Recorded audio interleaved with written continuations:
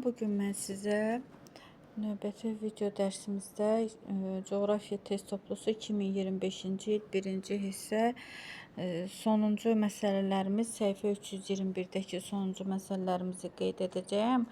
Digər məsələ 1-ci hissədəki bütün məsələlərin izahını YouTube-a yükləmişəm. Kanala abunə olub həmin video dərslərə baxa bilərsiniz. Məsələ 100 sonuncu məsələlərimizə baxaq. Məsələ 183-ə baxaq. Demək, quru çaylar bölməsində, quru sular bölməsində daha doğrusu çayın düşməsi, çayın sıxlığı, su sərfi və sair haqqında məlumat verəcəyəm. Məsələnin şərtini oxuyaq, sonra qeydlərimizi edək. Uzunluğu 1500 kilometr olan çay mənbəyini 3723 metr yüksəklikdən götürür və çayın mənsəbi Xəzər dənizi olarsa onun meyilliyini hesablayın metr kilometrlə. Deməli, çayın mənbəyi ilə mənsəbi arasında çayın düşməsi nəyə deyilir? Əvvəlcə qeyd edək. Çayın düşməsi çayın mənbəyi ilə mənsəbinin hündürlük fərqidir və bu cür düsturla ifadə olunur. Çayın mənbəyinin mütləq hündürlüyü metrlə, çayın mənsəbinin mütləq hündürlüyü metrlə, çayın düşməsi metrlə ifadə olunur. Çayın orta meyilliyi nəyə deyilir? Çayın düşməsinin onun uzunluğuna nisbətidir və meyillik vahiddən kiçik olan çaylar düzənlik çayları, vahiddən böyük olanlar isə dağ çayları adlanır. Baxın, bu cür düsturla ifadə olunur. Demək, çayın düşməsi metrlə ifadə olunur, çayın uzunluğu kilometrlə ifadə olunur. Çayın su sərfi nəyə deyilir? Su sərfi deməli 1 saniyə ərzində çayın en kəsiyindən keçən suyun miqdarıdır və bu cür düsturla ifadə olunur. Burada da çayın su sərfi, çayın en kəsiyin sahəsi, çayın sürəti verilmişdir.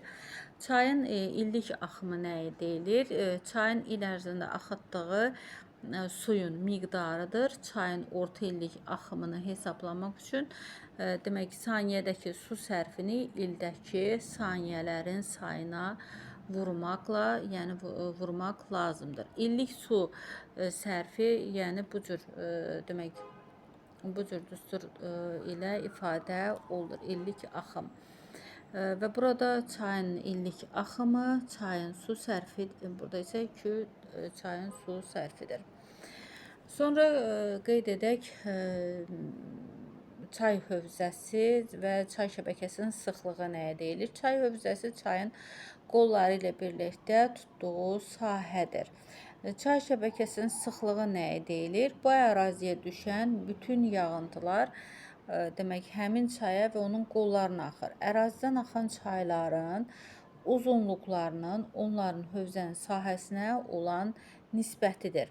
Çay şəbəkəsinin sıxlığı adlanır. Bu cür düsturla ifadə olunur. Çay şəbəkəsinin sıxlığı, əsas çay, çayın qollarının uzunluqları cəmi və çayın su toplayıcı hövzəsinin sahəsi.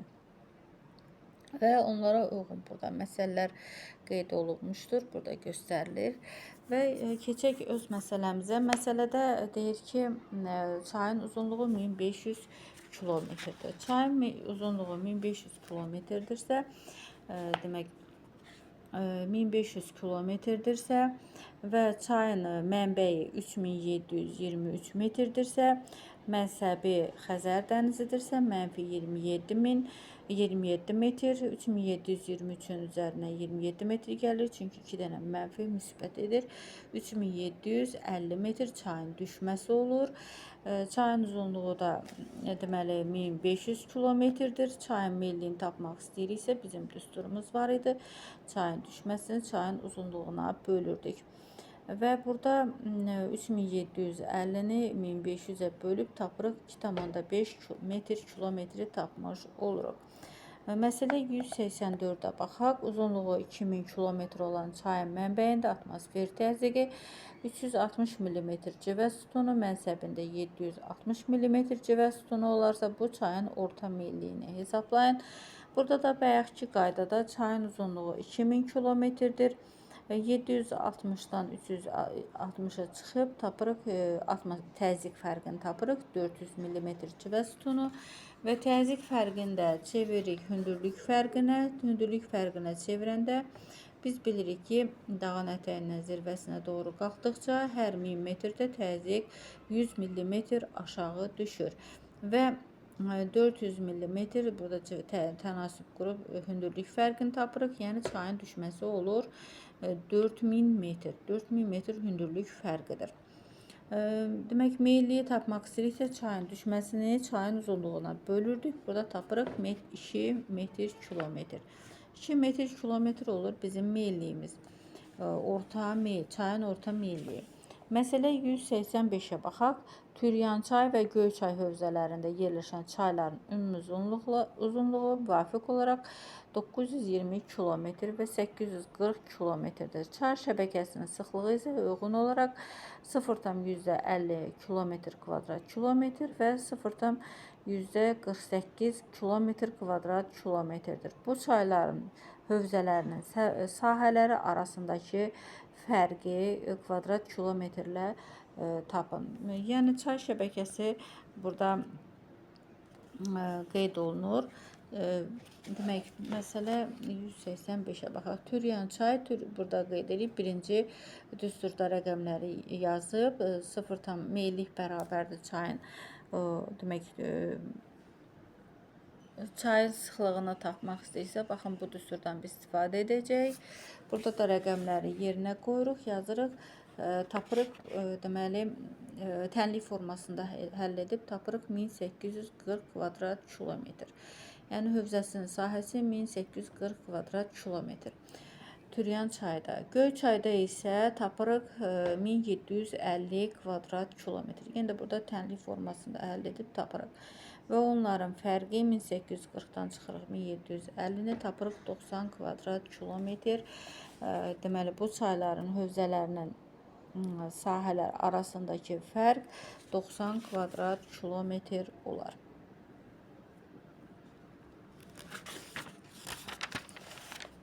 Məsələ 186-ya baxaq. Türyançay və Göyçayın hövzələrinin sahəsi müvafiq olaraq 1840 kvadrat kilometr və 1750 kvadrat kilometr.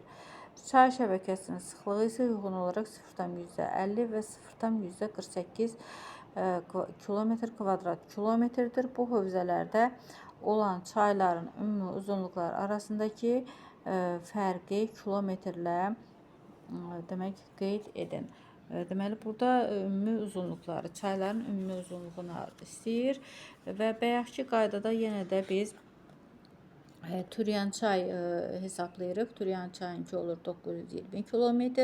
Tənlik formasında düsturda rəqəmləri yazıb tapırıq 920 km. Göyçayda isə 840 km.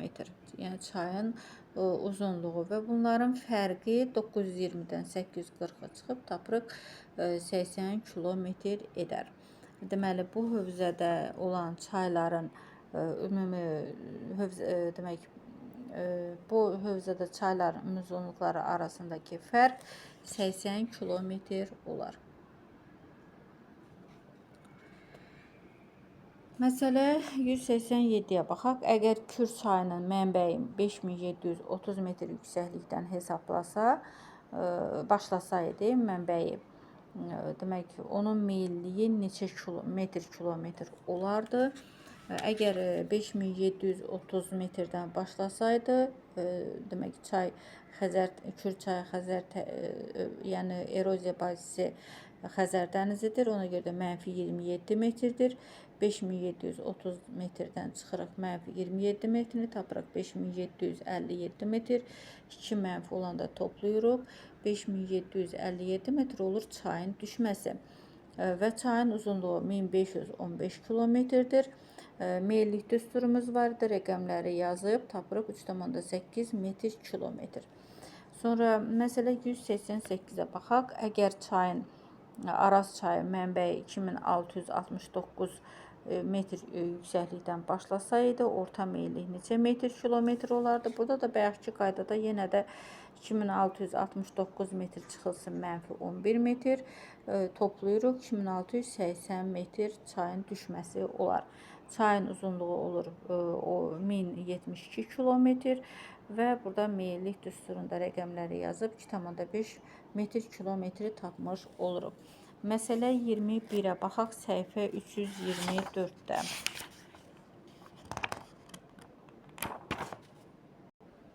Xəzər demək Xəzər dənizinin cənubunun orta duzluluğu Baltik dənizinin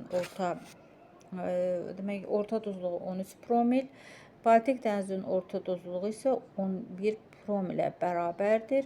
Xəzərin 4 ton suyundan alınan duzun miqdarı Baltik dənizinin 3 ton suyundan alınan duzundan nə qədər çox olar? Əgər Xəzər dənizinin demək 1 ton suyundan 13 kiloqram duz alınırsa, yəni ki, cənubundan 4 ton x buradan tapırıq 52 kiloqram. Demək Baltik dənizində isə 1 tondan 11 kiloqram duz alınırsa, 3 tonda 33 kiloqram duz alınır.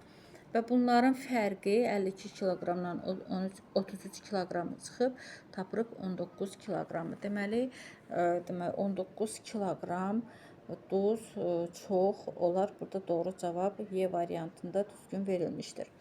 Məsələ 22-yə baxaq. Burada da bayaqki məsələyə uyğundur. Xəzərin 6 ton suyundan alınan duzun miqdarı Qırmızı dənizin 2 ton suyundan alınan duzundan neçə kiloqram az olar? Xəzər dənizinin orta duzluluğu 13 promil, Qırmızı dənizin orta duzluluğu 42 promildir. Burada da bayaqki qaydada 6 ton suyuna Xəzərin 48 kiloqram duz alınır və bir də Qırmızı dənizin 2 ton suyundan 84 kiloqram duz alınır və bunların da fərqi 6 kiloqram edir. Yəni 6 kiloqram demək duz çox olar, az olar, daha doğrusu az olar.